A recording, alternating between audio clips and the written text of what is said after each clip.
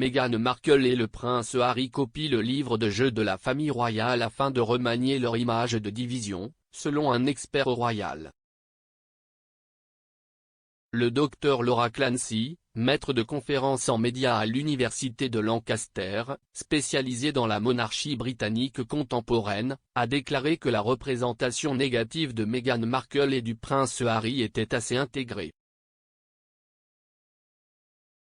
Mais elle a ajouté que ce que le couple fait actuellement en ce qui concerne leurs apparitions dans les médias et leurs relations publiques, n'est pas si différent des autres membres de la famille royale. S'adressant à Express.co.uk, l'auteur de Running the Family Firm, Comment la famille royale gère son image et notre argent, a déclaré à Express.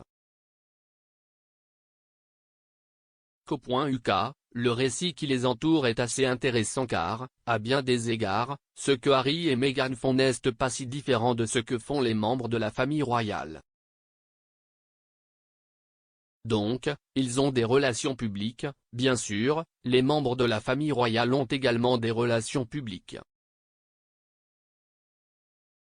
Il y a tout le drame autour d'eux qui signent ces accords Netflix et ces accords d'entreprise, mais bien sûr, tous les membres de la famille royale le font aussi.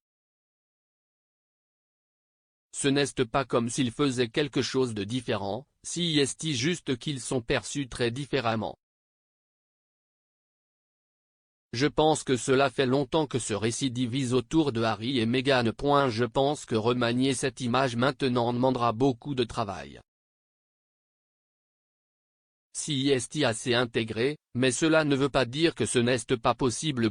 Et je pense que parce qu'ils ne font rien de si différent, il existe déjà un modèle pour cela. Cela ne veut pas dire qu'ils sont complètement sortis des sentiers battus si c'est ce qu'ils font.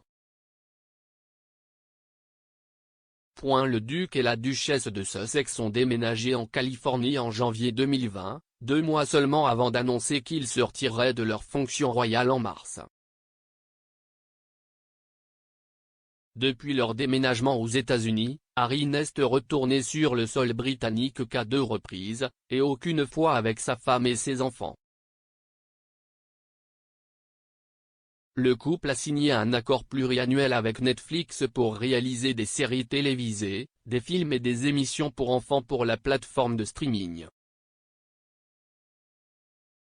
Dans un communiqué, le duc et la duchesse de Sussex ont déclaré « Nos vies, à la fois indépendantes l'une de l'autre et en couple, nous ont permis de comprendre le pouvoir de l'esprit humain, du courage, de la résilience et du besoin de connexion. Grâce à notre travail avec diverses communautés et leurs environnements, pour mettre en lumière les personnes et les causes du monde entier, nous nous concentrerons sur la création de contenus informatifs mais aussi porteurs d'espoir. En tant que nouveaux parents, créer des programmes familiaux inspirants est également important pour nous, tout comme une narration puissante à travers une lentille véridique et pertinente. Les Sussex auraient tenu des réunions avec un certain nombre de studios hollywoodiens depuis leur déménagement en Californie. Meghan Markle, qui avant la vie royale était surtout connue pour son rôle dans le drame juridique Suits, a fait son retour au show business en avril 2020, 1 mois après s'être retirée de ses fonctions royales avec un rôle de narrateur dans le documentaire sur la nature de Disney Elephant.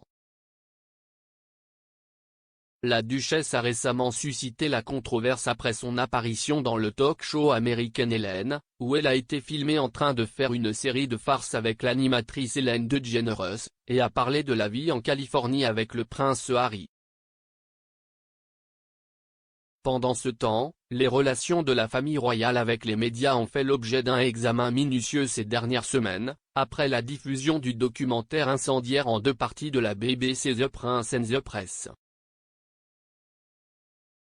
Le documentaire, qui se concentre sur les relations du prince Harry et du prince William avec la presse, a donné un aperçu de la façon dont la famille royale briefe les médias. Buckingham Palace, Kensington Palace et Clarence House ont publié une rare déclaration commune après la diffusion du premier épisode de la série en 2 parties, déclarant « Une presse libre, responsable et ouverte est d'une importance vitale pour une démocratie saine.